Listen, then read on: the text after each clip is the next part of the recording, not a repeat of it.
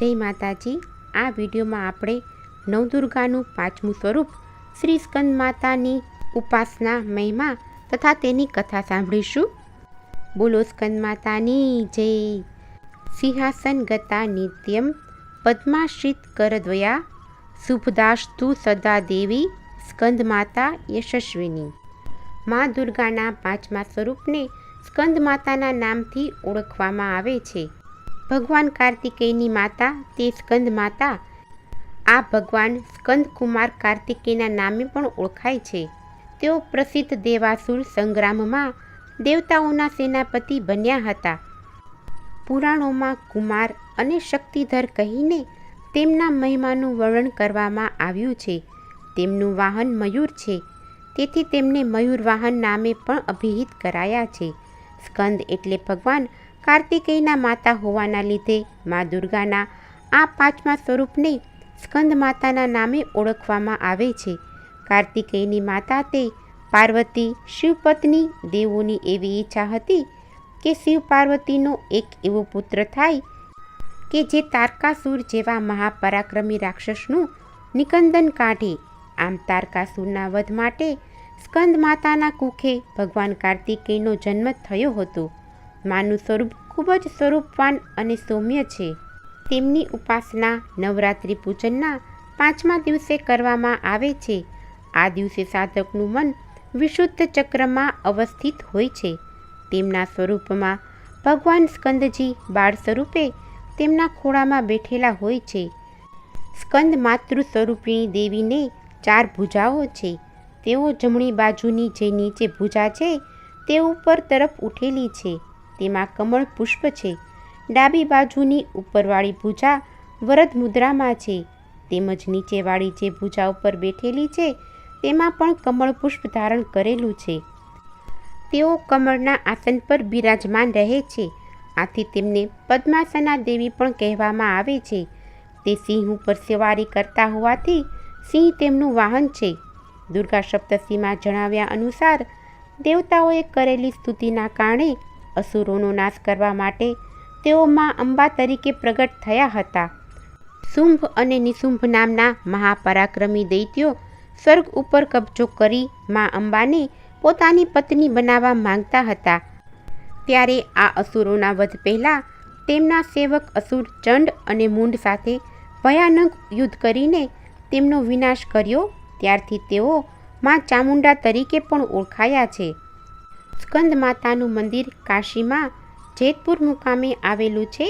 સ્કંદ માતાની અસીમ કૃપાથી મહાકવિ કાલિદાસ રચિત રઘુવંશ મહાકાવ્ય અને મેઘદૂતની સુંદર રચના થઈ છે, જે જગ પ્રસિદ્ધ છે।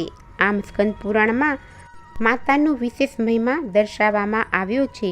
નવરાત્રિ પૂજનના પાંચમા દિવસનું મહત્વ શાસ્ત્રોમાં જણાવવામાં આવ્યું છે કે વિશુદ્ધ ચક્રમાં અવસ્થિત મનવાળા સાધકની સમસ્ત બ્રહ્મક્રિયાઓ અને ચિત્તવૃત્તિઓનો લોપ થઈ જાય છે। તે વિશુદ્ધ ચૈતન્ય સ્વરૂપ આગળ વધતો જાય છે। તેનું મન સમસ્ત લૌકિક સાંસારિક બંધનોમાંથી મુક્ત થઈ પદ્માસના મા સ્કંદ માતાના સ્વરૂપમાં પૂર્ણતઃ તલ્લીન થઈ જાય છે।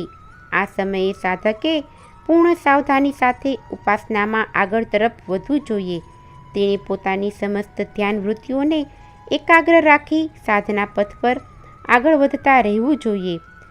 સૂર્યમંડળની અધિષ્ઠદાત્રી દેવી હોવાના કારણે તેમનો ઉપાસક અલૌકિક તેજોમય અને કાંતિમય થઈ જાય છે। માતાની પૂજા કરતા સમયે વૃશ્ચિક રાશિના જાતકોએ સફેદ રંગના કપડાં પહેરી માતાજીની પૂજા આરાધના કરવાથી શ્રેષ્ઠ સંતાનની પ્રાપ્તિ થાય છે। આ દિવસે માતાજીને સફેદ આસન પર બિરાજમાન કરીને માતાજીનું શ્રદ્ધાપૂર્વક ધ્યાન ધરવું જોઈએ। ત્યારબાદ માતાજીને દૂધ તથા સાકરનો અભિષેક કરી અબીલ, ગુલાલ તથા સફેદ પુષ્પ અર્પણ કરવું જોઈએ। આરતી કરી માની સ્તુતિ તથા ગરબા ગાવા જોઈએ। માને મહાપ્રસાદ એટલે કે સોજીનો શીરો ધરાવવાથી મા અતિ પ્રસન્ન થાય છે। મા સ્કંદ માતાની ઉપાસનાથી ભક્તની સમસ્ત ઈચ્છાઓ પરિપૂર્ણ થઈ જાય છે। આ મૃત્યુલોકમાં જ તેને પરમ શાંતિ અને સુખનો અનુભવ થવા માંડે છે। આપણે એકાગ્ર ભાવે મનને પવિત્ર રાખી માનું શરણ લેવા પ્રયત્ન કરવો જોઈએ. આ ઘોર ભવસાગરના દુઃખમાંથી મુક્તિ પામીને મોક્ષનો માર્ગ સુલભ કરવા માટે આનાથી ઉત્તમ ઉપાય બીજો કોઈ નથી. તો આવો આપણે સૌ પણ માની પૂજા અર્ચના કરીને ધન્યતા અનુભવીએ. માની ઉપાસનાનો મંત્ર છે શાંતિ કુરુ સ્કંદમાતે સર્વસિદ્ધિ પ્રદાયક ભુક્તિ મુક્તિદાયક દેવી નમસ્તે નમસ્તે સ્વાહા. ઓમ એમ ક્લીમ હ્રીમ સ્કંદમાતે હુમ હુમ ફટ સ્વાહા. હ્રીમ એમ ક્લીમ સ્કંદમાતે મમ પુત્રમ દેહી સ્વાહા. આમ નવરાત્રિના 5મા દિવસે સ્કંદ માતાની પૂજા કરવામાં આવે તો માતાની કૃપા થવાથી જીવનમાં સારું આરોગ્ય તેમજ શક્તિ મળે છે. બોલો માં સ્કંદ માતાની જય, અંબે માતની જય. જો તમને આજની આ કથા પસંદ આવી હોય તો એક લાઈક આપી ચેનલને સબસ્ક્રાઈબ કરો. આજની આ કથા સાંભળવા બદલ આપનો ખૂબ ખૂબ આભાર. જય સ્કંદ માતા, જય મા દુર્ગા.